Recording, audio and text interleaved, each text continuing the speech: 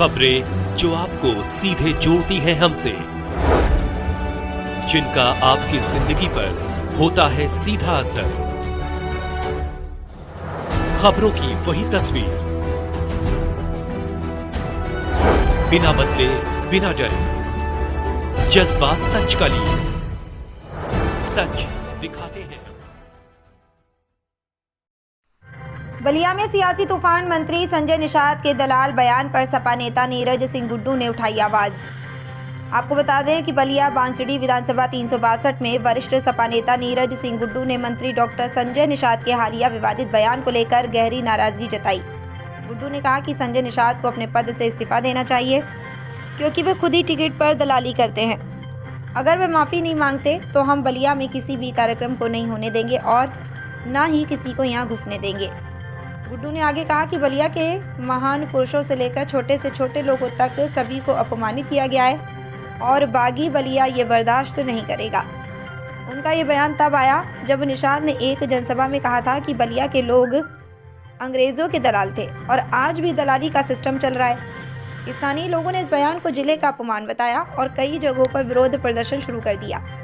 बलिया में इस तीव्र राजनीतिक बयानबाजी के बीच आगे की प्रतिक्रियाएं और संभावित कार्रवाई पर सबकी नजरें टिकी हैं।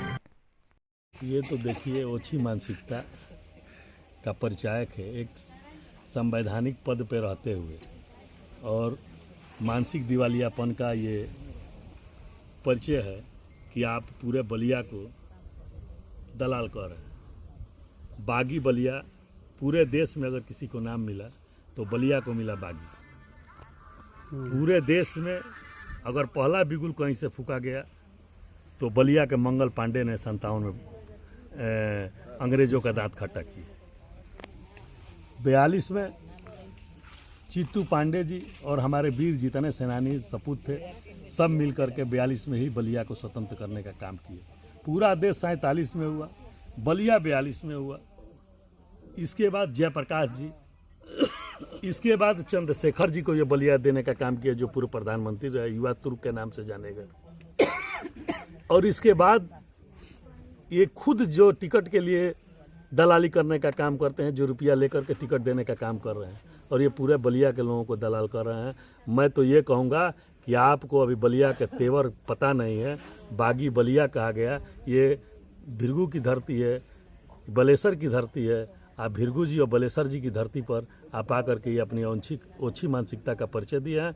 मैं तो कहूँगा कि जल्द से जल्द, जितना जल्द हो सके, आप पूरे बलिया के लोगों से माफ़ी मांगने का काम करिए।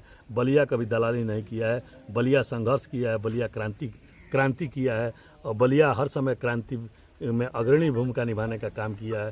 तो मैं यही कहूँगा, मैं तो ये कह रहा हूँ कि बलिया में उनसे वरिष्ठ नेता हमारे इसी विधानसभा के हम लोगों के नेता रामगोविंद चौधरी है, आज तक कोई दाग नहीं लगा।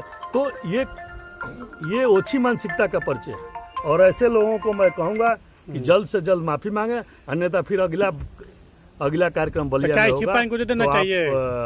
घुस नहीं पाएंगे बलिया। इस्तीफा इनको देना चाहिए, गुस्से का लेना चाहिए। वो इस्तीफा तो देंगे नहीं जिसकी मानसिकता ही तनी कम है। मैं तो ये कहूँगा सरकार से कि इनको बर्खास्त कर देना चाहिए। ये आ करके पूरे बलिया को दलाल कह रहे हैं, ये इनकी ओछी मानसिकता। अभी लखनऊ में कल मीडिया सवाल किया, उन्होंने कहा हम जो बोले वो सही बोले हैं, कोई पछतावा उनको नहीं आज भी है। वो थेथराई कर रहे हैं, वो खुद दलाली टिकट का करने वाले हैं और वो पूरे बलिया को दलाल कर रहे हैं।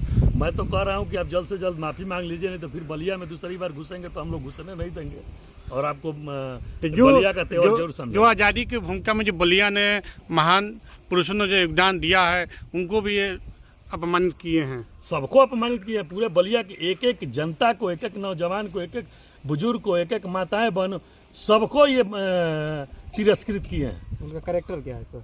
अब वही है कि पैसा लेंगे, टिकट बेचेंगे, टिकट देंगे।